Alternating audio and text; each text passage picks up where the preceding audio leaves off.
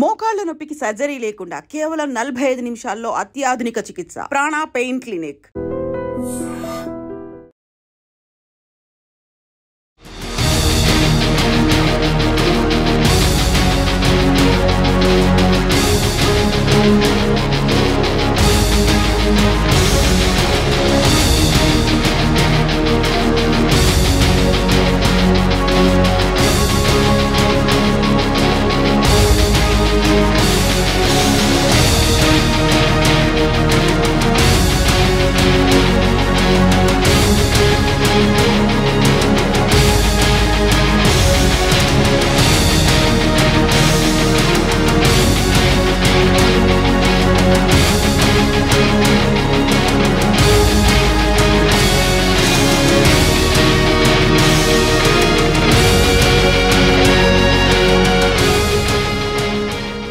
Breaking news అంతోంది. జగిత్యాల జిల్లాలో ఈరోజు తెల్లవారుజామున ఒక షాకింగ్ ఇన్సిడెంట్. ఎందుకంటే తెలంగాణలో జనరల్లీ అసలు ఇట్లాంటివి చాలా రేర్ ఆఫ్ ది రేర్ మనం వింటూ ఉంటాం.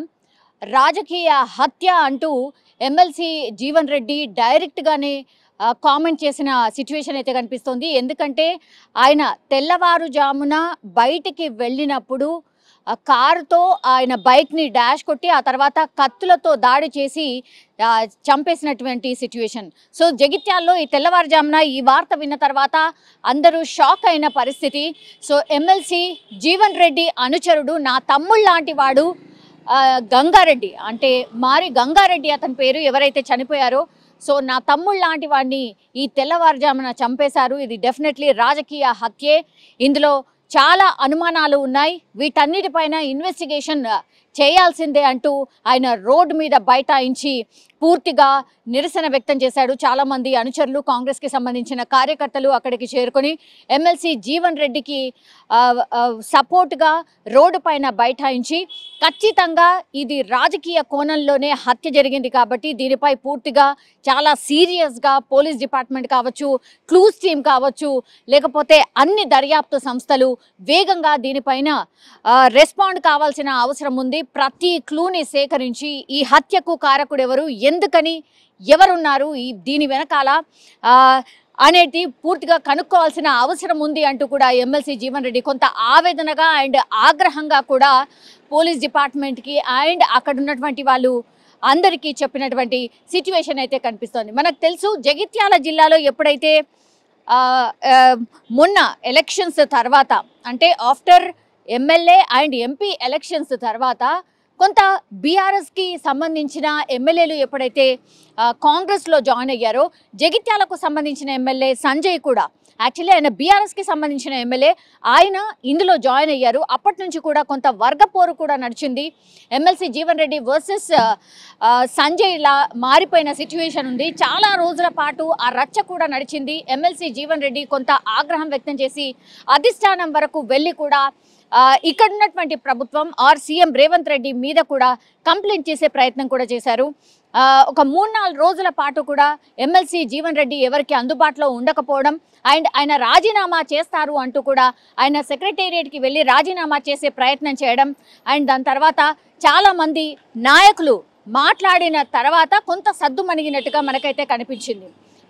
ఆ తర్వాత అధిష్టానం ఎమ్మెల్సీ జీవన్ రెడ్డిని పిలిపించి కొంత సముదాయించి మాట్లాడే ప్రయత్నం చేసిన తర్వాత కొంత కూల్ డౌన్ అయినటువంటి సిచ్యువేషన్ అయితే మనకు కనిపించింది. సో పూర్తిగా జగిత్యాల్లో ఇప్పుడు బీఆర్ఎస్ వర్సెస్ కాంగ్రెస్ పార్టీగా మారిపోయింది.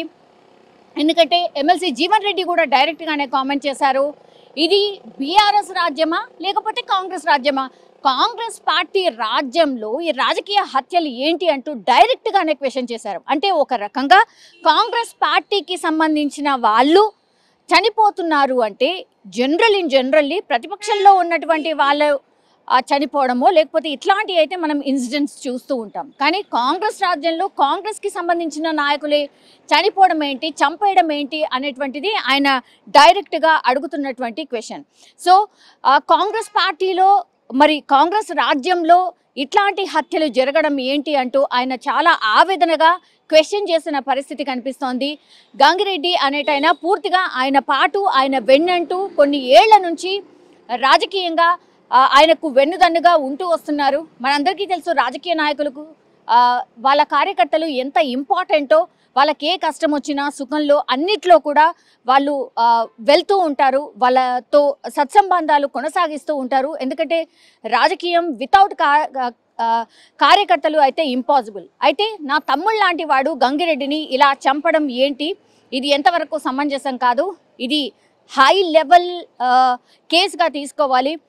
పూర్తిగా ఎవరైతే ఇందులో ఇన్వాల్వ్ అయి ఉన్నారో ప్రతి ఒక్కరిని లాగాల్సిన అవసరం ఉంది. ఎవరో ఒక్కళ్ళు ఉన్నారు ఇతనే నిందితుడు అని చూపించి అతన్ని అరెస్ట్ చేసి ఏదో తూతూ మంత్రంగా కానిస్తే నేనైతే ఊరుకోను. డెఫినెట్లీ దీని వెనకాల ఎవరో పెద్ద వాళ్ళే ఉన్నారు, వాళ్ళని బయటకు తీసుకోవాల్సిన అవసరం డెఫినెట్లీ ఉంది అనేటువంటి మాట అయితే గట్టిగా చెప్తున్నారు. సో ఎమ్మెల్యే వర్సెస్ ఎమ్మెల్సీ అనేటువంటిది అగైన్ జగిత్యాల్లో మరో టాక్ వినిపిస్తోంది. ఇది హత్య అయినప్పటికీ కూడా రాజకీయంగా ఇది పూర్తిగా ఒక టర్న్ తీసుకున్నట్టే మనకైతే కనిపిస్తుంది. మరి ఎమ్మెల్సీ జీవన్ రెడ్డి అక్కడే ధర్నా చేసిన తర్వాత మరి ఎవరెవరిని కలవబోతున్నారు? అధిష్టానానికి అగైన్ ఫిర్యాదు చేయబోతున్నారా? ఎందుకంటే రాష్ట్ర సర్కార్ మీద కొంత ఆయన అసంతృప్తిగా ఉన్నారు అనేది పదే పదే మనకు వినిపిస్తున్నటువంటి వార్తలు. సో ఈరోజు మార్కెట్కి సంబంధించిన చైర్మన్లకు సంబంధించి కూడా ఒక ఎన్నిక కూడా జరగబోతోంది. సో దానికి అనుగుణంగానే ఈ రాజకీయ హత్య కూడా జరిగిండొచ్చు అని కూడా ఒక అనుమానం అయితే వ్యక్తం అవుతోంది. సో జీవన్ రెడ్డిని టార్గెట్ చేస్తూ రాజకీయం చేస్తున్నారు అనేటువంటిది జీవన్ రెడ్డికి సంబంధించిన అనుచరులు కూడా పదే పదే చెప్తున్నారు. చాలా సందర్భాల్లో మా నేతకి అవమానం జరుగుతోంది అనేటువంటి మాట కూడా చెప్తూ ఉన్నారు. రెండు అంటే ఒకటి ఎమ్మెల్యే అండ్ దాని తర్వాత ఎంపీ, ఈ రెండు ఎన్నికల్లో ఓడిపోయిన తర్వాత జీవన్ రెడ్డిని టార్గెట్ చేశారు. రాజకీయంగా ఆయనను సమాధి చేసే ప్రయత్నం ఒకటి జరుగుతోంది అనేటువంటి వర్షన్ కూడా జీవన్ రెడ్డికి సంబంధించిన వర్గీయులు అయితే పదే పదే చెప్తున్న సిచ్యువేషన్ అయితే కనిపిస్తోంది. మరి నిజంగానే మొన్న మధ్యలో జరిగినటువంటిది ఏదైతే ఉందో అంటే MLA Sanjay versus MLC Jeevan Reddy అనే ఎపిసోడ్ మళ్ళీ తెరపైకి వచ్చినట్టుగా అర్థమవుతోంది. అక్కడ ఉన్నటువంటి కార్యకర్తలు కూడా పదే పదే చెప్తున్నారు ఇది డెఫినెట్లీ బీఆర్ఎస్ వర్సెస్ కాంగ్రెస్కి సంబంధించి. యాక్చువల్లీ బీఆర్ఎస్కి సంబంధించిన ఎమ్మెల్యే కాంగ్రెస్లో జాయిన్ అయినప్పటికీ కూడా ఆయన కాంగ్రెస్ వైపు ఉన్నారా లేకపోతే బీఆర్ఎస్లోనే ఉన్నారా అనేది కూడా ఇంకా కూడా క్వశ్చన్ మార్క్. ఎందుకంటే జాయిన్ అయ్యారు కానీ ఎక్కడ కూడా కాంగ్రెస్ కార్యక్రమాల్లో వాళ్ళు ఎక్కడ కూడా కనిపించట్లేదు.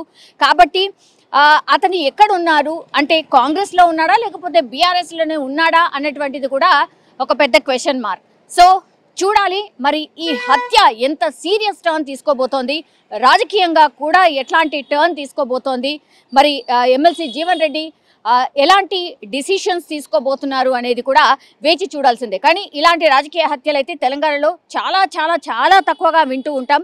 కొన్నేళ్ల క్రితం విన్నాం కానీ ఈ మధ్య కాలంలో అయితే ఎక్కడ వినలేదు. మరి అగైన్ ఇట్లాంటి హత్యలు ఎందుకు జరుగుతున్నాయి అనేటువంటిది పోలీసులు అయితే పూర్తిగా ఇన్వెస్టిగేషన్ చేయాల్సిన అవసరం అయితే డెఫినెట్లీ కనిపిస్తోంది.